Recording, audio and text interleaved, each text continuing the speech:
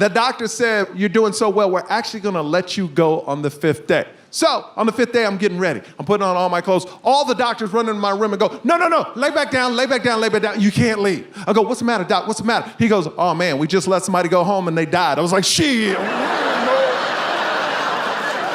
During this pandemic, we are seeing things that are unimaginable, right? And as a person of color, I'm seeing things I never thought I would see. I never thought me and 2 black friends walking into a bank would be told to put on a mask. Black people, you get it, right?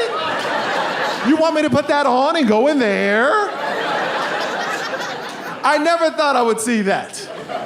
You know what that's like? That's like 2 black people winning the cornhole championship of the world. You see how the black people didn't laugh? Because they don't know what the hell cornhole is.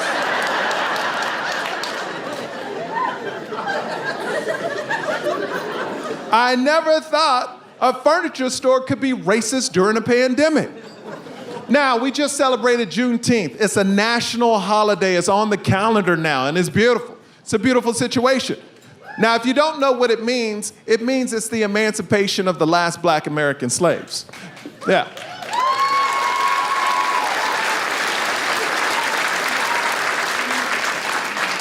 But one IKEA store, they wanted to celebrate too.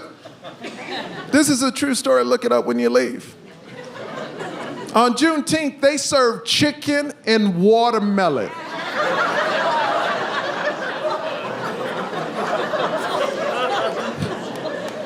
I was just like y'all. I was mad. I got offended, you know?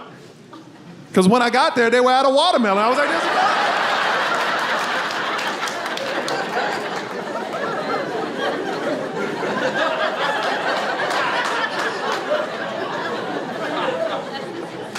I never thought I would almost die from coronavirus. March 17th of last year, I woke up gasping for air. It's so new, less than 100 people died from it. My wife calls 911. The operator has to look it up, a black lady named Teresa.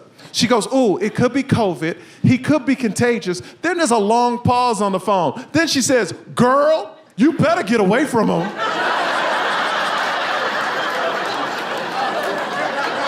My wife goes, what'd I do? She says, put him in the front yard. I'm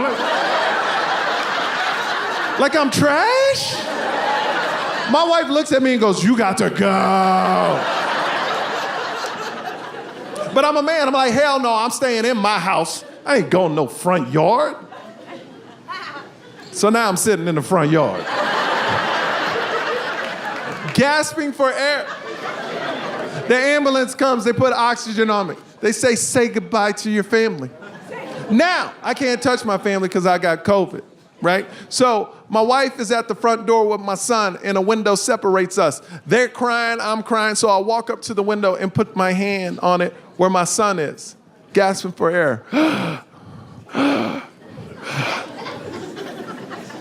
My 3-year-old son puts his hand on top of my hand, looks at me and goes,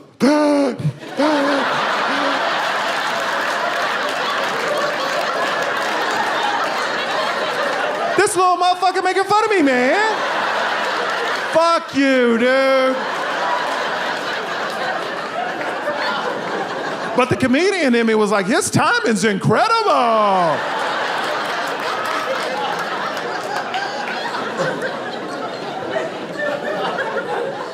So they put me in the ambulance.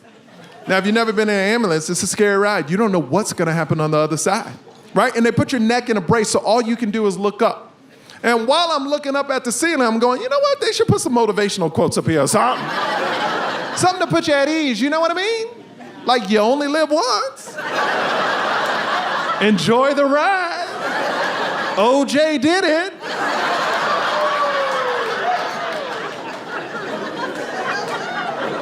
So I get to the hospital.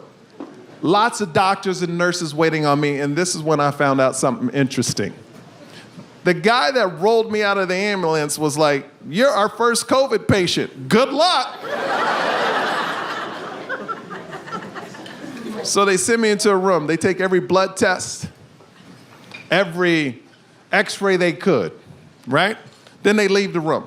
About 30 minutes later, I see all the doctors in front of my room in a window, right? And they're just talking like, and then I see them draw straws and one goes, fuck!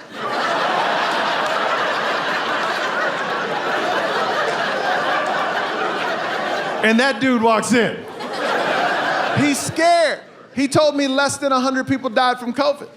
So it was new, and he was like nervous, and he goes, well, here's what's happening.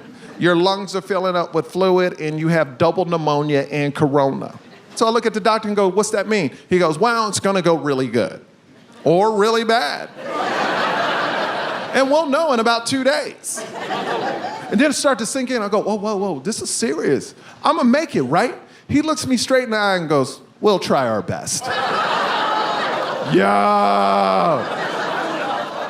You always want people to try their best, right? But you never want someone to tell you they're trying their best. You ever drop your car off to a mechanic, pick it up, and you're like, hey man, did you fix my brakes? And the dude's like, yeah, you know what, we tried our best.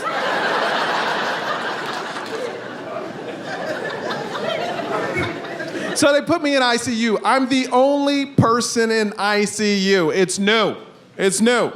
Now, this is the only thing I'm gonna say about vaccines. I don't care if you're on them or not on them. I'm not gonna tell you what to do with your body. But if you're not on them, please do not say, I don't wanna get the shot because I don't wanna be a guinea pig. You're not a guinea pig. You know how I know this? Because I was a guinea pig.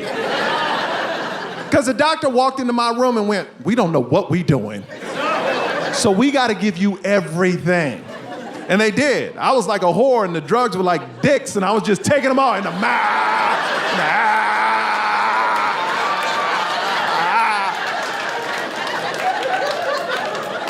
I got gangbanged by experimental drugs. The first one they gave me, hydroxychloroquine. I had an allergic reaction to it. My temperature shot up to 104.8, almost died that night.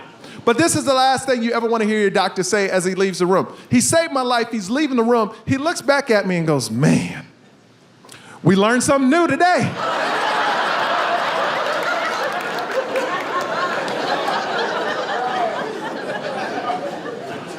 Now, as I'm dying in the hospital, I'm watching TV. And there's a group of people on TV saying it's a hoax. Now, you know what these people look like.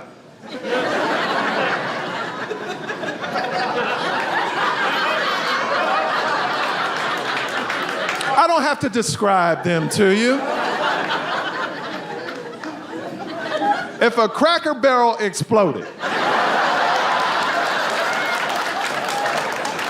and landed on a Walmart and drove off in an F-150,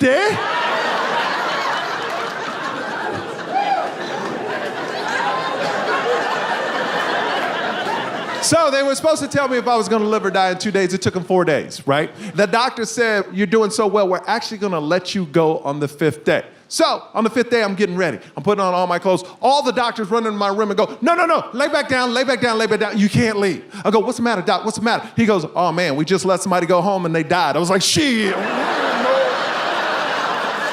You can keep me in this bitch forever. I'm not going anywhere, you know? Put me at the front desk, I'll answer phones, I don't care. What was happening is they were letting people go home, they would relapse and couldn't make it back to the hospital, or if they did make it back to the hospital, it was too packed and they couldn't take them, right? So they evaluated me for 3 more days. Now remember, it's still new. So on the 8th day, they're letting me out of the hospital, out of ICU. Doctor looks at me, we're at the exit, me and the doc. He looks at me and goes, hey man, you need to quarantine. I go, how long? He goes,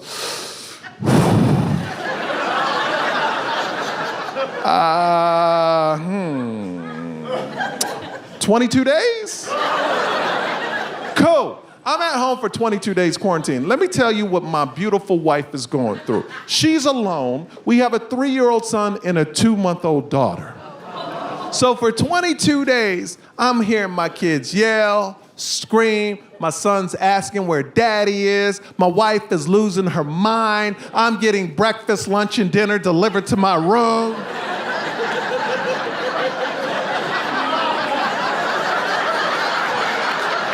I'm like, damn, COVID ain't that bad. I feel like a husband in the 50s, you know what I mean? I'm like, get those kids away from me. Bitch, where's my dinner?